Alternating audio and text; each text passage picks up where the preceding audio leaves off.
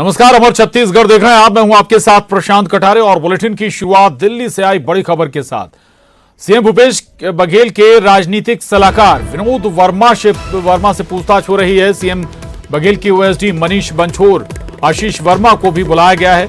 Online सट्टा से जुड़े महादेव ऐप मामले में ये बड़ी पूछताछ चल रही है। राजनीतिक हस्तियों से पूछताछ जारी है। महादेव ऐप से जुड़े कई प्रमुख आरोपियों का पाकिस्तान और दुबई से कनेक्शन बताया गया है।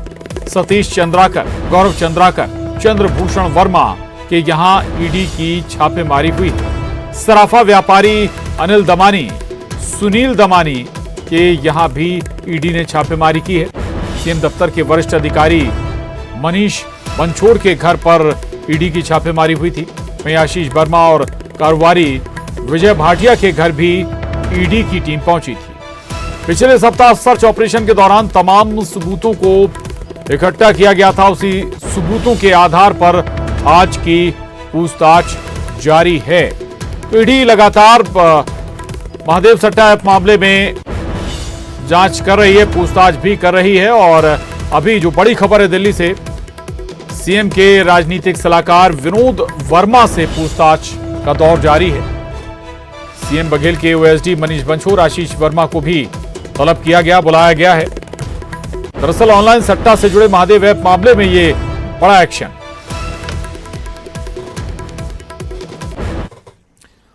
और अगली खबर का रुख करेंगे। आपको बता दें कि ईडी दफ्तर के बाहर कांग्रेस के प्रदर्शन पर बीजेपी का बयान आया है। पूर्व नेता प्रतिपक्ष धर्मलाल कौशिक का बयान है, प्रदर्शन करने की आवश्यकता नहीं है, धरना से कोई काम होने वाला नहीं है, प्रॉपर्टी निकल रही है और लोग जेल जा रहे हैं। ऐसी स्थिति क्यों बन रही है, अधिकारी जेल जा रहे हैं, ये सवाल बीजेपी ने उठाया कि भारतीय जनता पार्टी की सरकार बनेगी क्योंकि विकास कार्य लगभग पूरे 5 साल में ठप हो गए हैं। और विकास के दृष्टि से यदि छत्तीसगढ़ की बात करें तो काफी पीछे ढकेलने का काम कांग्रेस के सरकार के द्वारा किया गया है।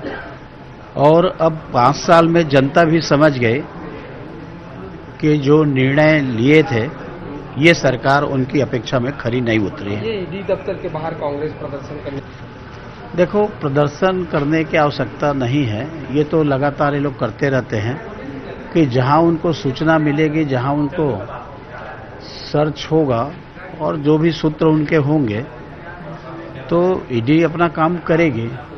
धरना देने से मुझे लगता है कि कोई फायदा होने वाला नहीं है, बल्कि जो प्रॉपर्टी निकल रहे हैं और जेल में जा रहे हैं, इस बात पर उनको विचार करना चाहिए कि आखिर छत्तीसगढ़ में कांग्रेस की सरकार बनने के बाद ऐसी स्थिति क्यों बन रही है कि अधिकारी को जेल जाना पड़ रहा है या जनप्रतिनिधि। और रायपुर से बड़ी खबर है। पूर्व मंत्री और बीजेपी नेता बृजमोहन अग्रवाल का बयान है, भ्रष्टाचार की जनक बन गई है कांग्रेस, राज्य को लगातार लूटने का काम कर रही है। भ्रष्टाचारियों को ईडी पकड़ रही है तो उन्हें दिक्कत हो रही है। कोयला, धान, शराब के बाद महादेव ऐप से भ्रष्टाचार कर रहे हैं। राज्य का पैसा विदेश और कांग्रेस नेताओं के घर में भेज रहे हैं।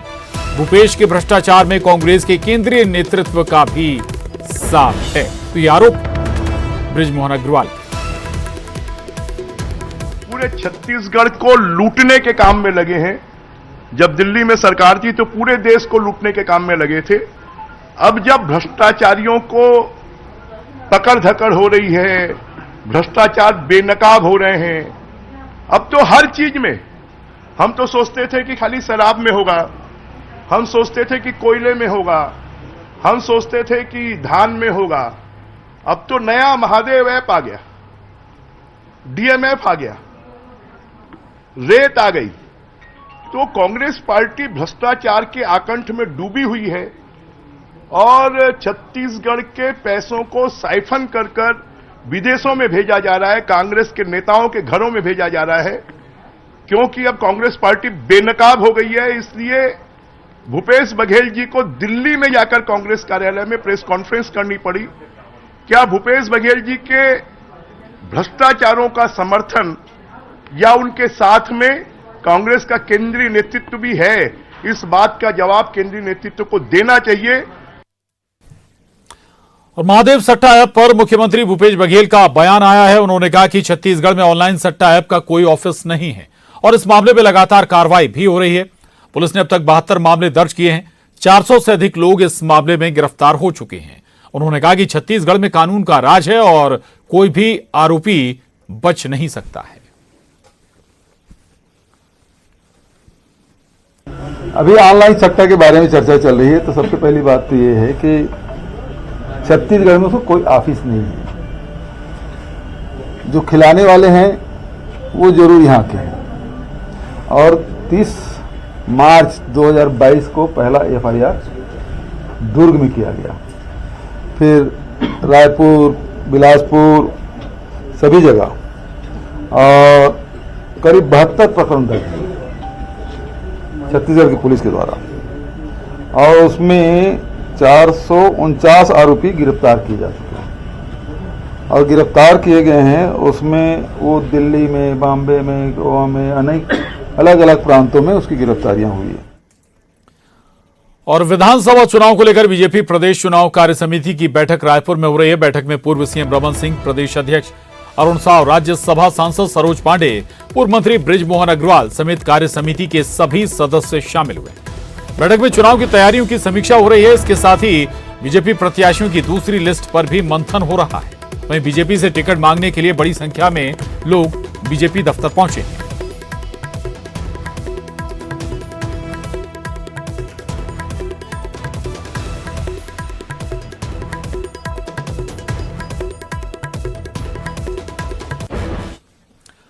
चुनाव को लेकर घोषणा पत्र बनाने में जुटी कांग्रेस प्रदेश की महिलाओं से भी सुझाव लेगी। महिलाओं के सुझाव को भी कांग्रेस अपने चुनाव घोषणा पत्र में शामिल करेगी। महिलाओं से सुझाव लेने के लिए कांग्रेस ने 3 महिलाओं की सब कमेटी बनाई है। हेमा देशमुख, वाणी राव, शेष राज हरवंश को कमेटी में शामिल किया गया है। महिलाओं की यह सब कमेटी 4 सितंबर को अपना रिपोर्ट पेश करेगी, जिसके बाद घोषणा पत्र को अंतिम रूप दिया जाएगा।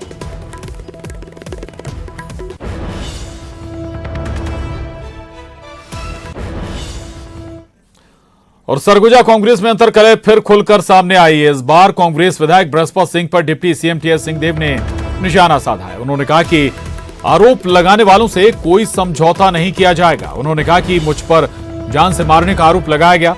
आगे क्या होगा ये जनता और पार्टी जाने।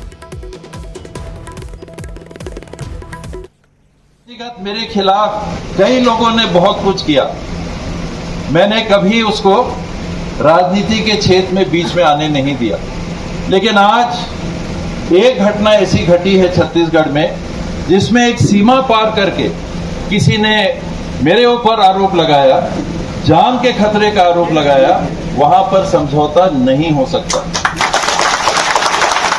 आगे क्या होगा ये पब्लिक जाने, आगे क्या होगा ये पार्टी जाने, लेकिन मेरे तरफ से वहां समझौता नहीं हो सकता।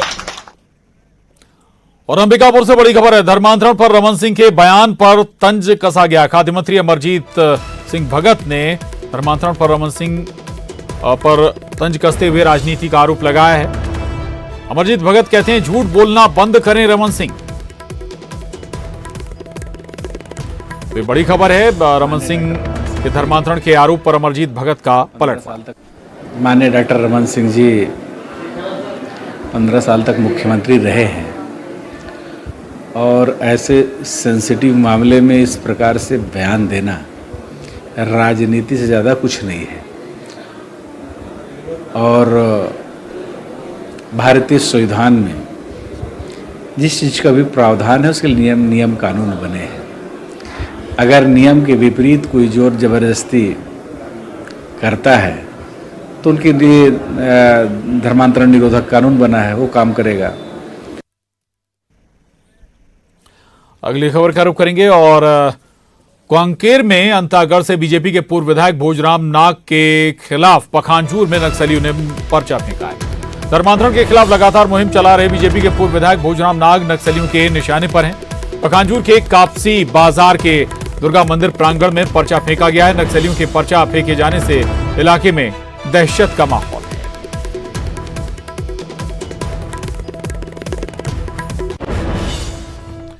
और और जगदलपुर नगर निगम के मेयर और कांग्रेस के 25 पार्षद आज सुबह अचानक रायपुर के लिए रवाना हुए। बीजेपी ने मेयर के खिलाफ अविश्वास प्रस्ताव लाया है। कांग्रेस को डर है कि अविश्वास प्रस्ताव पर मतदान के दौरान उसके पार्षद क्रॉस वोटिंग नहीं कर देंगे, इसलिए कांग्रेस अपने सभी पार्षदों को लेकर रायपुर रवाना हो गई है। बीजेपी ने दावा किया कि कांग्रेस के कुछ पार्षद उसके संपर्क में हैं, जिससे कांग्रेस के खेमे में खलबली मच गई है।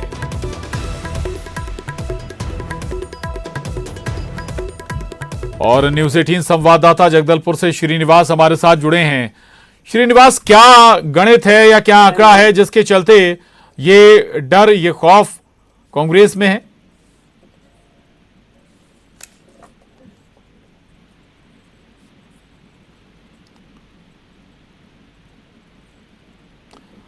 श्रीनिवास, आवाज आप तक पहुंच रही है? चलिए दोबारा जुड़ेंगे हम श्रीनिवास से, लेकिन एक बार फिर बता दें कि जगदलपुर नगर निगम के जो मेयर और कांग्रेस के 25 पार्षद हैं वो आज सुबह अचानक रायपुर के लिए रवाना हो गए। बीजेपी के मेयर के खिलाफ अविश्वास प्रस्ताव लाने को बताया जा रहा है कि ये पूरी राजनीतिक उठापटक है। कांग्रेस को डर है, चिंता है कि अविश्वास प्रस्ताव पर मतदान के दौरान उसके पार्षद क्रॉस वोटिंग न कर, इसलिए कांग्रेस अपने सभी पार्षदों को लेकर रायपुर रवाना हो गई है। बीजेपी ने दावा किया कि कांग्रेस के कुछ पार्षद उसके संपर्क में हैं, जिससे कांग्रेस के खेमे में चिंता है।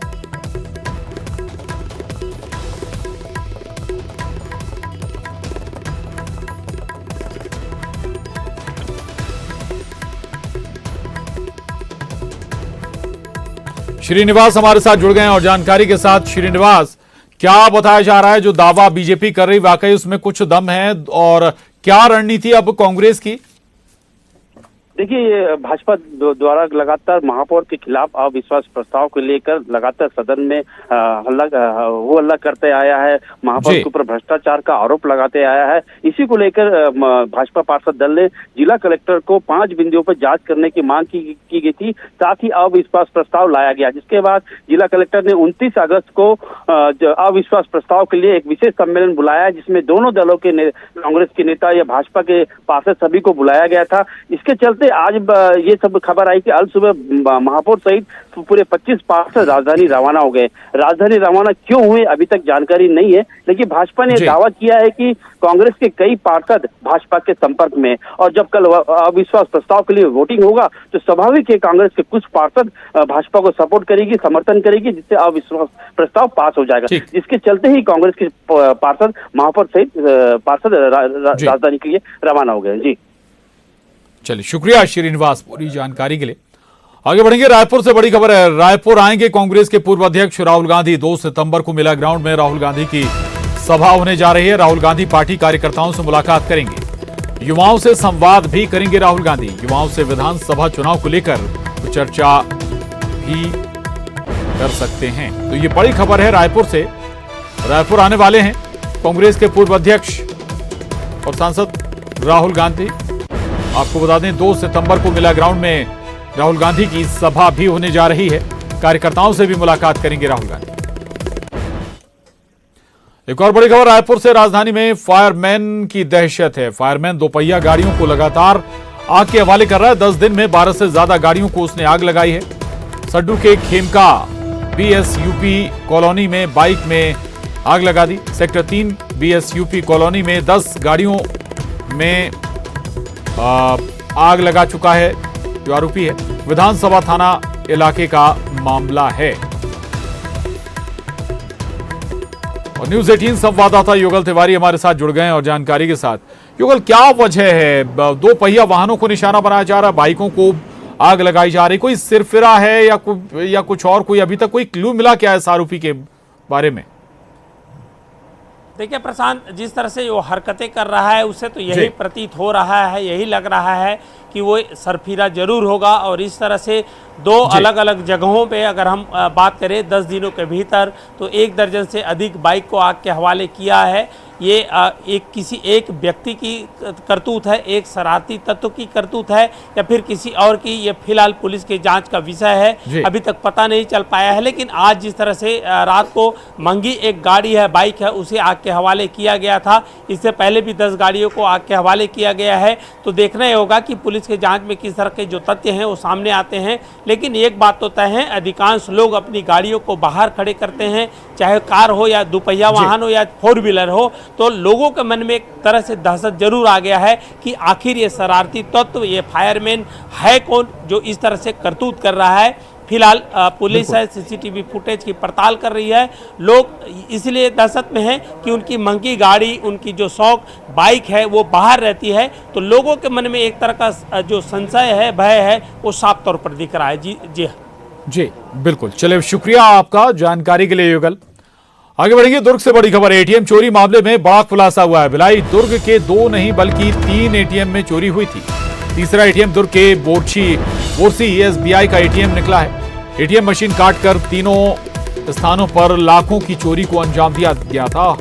हुडको भिलाई के 2 एटीएम में चोरी कर उन पर आग लगाई गई थी। घटना का सीसीटीवी फुटेज भी सामने आया है। 3 शातिर लोगों के शामिल होने की संभावना है। भिलाई नगर पुलिस अब पूरी घटना की जांच में जुटी हुई है। तो ये सीसीटीवी फुटेज सामने आया है और संभव है कि इस फुटेज के आधार पर पुलिस आरोपियों तक पहुंच पाए। 3 एटीएम को निशाना बनाया गया था। भिलाई दुर्ग के 2 नहीं बल्कि 3 एटीएम में चोरी की वारदात को अंजाम दिया गया था। तीसरा एटीएम एसबीआई का बताया जा रहा है और एटीएम मशीन काटकर तीनों स्थानों पर लाखों रुपए की चोरी को अंजाम दिया गया था। जबकि भिलाई के 2 एटीएम में चोरी कर उन्हें आग के हवाले कर दिया गया था। तो ये सीसीटीवी फुटेज सामने आया है और संभव है कि इसके आधार पर कोई बड़ी राहत पुलिस को मिल जाए जांच में। हालांकि चेहरे पर जो युवक है वो रुमाल लगाए हुए है, चेहरा उसका नजर नहीं आ रहा है, लेकिन हाव भाव या कपड़ों से पुलिस पहचान करने की कोशिश कर सकती है। दुर्ग में ये चोरी की वारदात अंजाम दी गई थी जिसमें 3 एटीएम को निशाना बनाया गया था। लाखों रुपए उड़ा ले गए थे बदमाश और अब ये बड़ा क्लू जरूर हो सकता है पुलिस के लिए। न्यूज़ 18 संवाददाता मिथिलेश ठाकुर हमारे साथ जुड़ गए हैं। मिथिलेश, अमूमन एटीएम पर सीसीटीवी तो होता ही है, गार्ड भी होते हैं, क्या वजह रही 3 एटीएम एक साथ निशाना बनाया गया, चोरी भी अंजाम दे दी गई? कोई जानकारी भी पुलिस को हाथ नहीं लगी अभी तक? देखिए,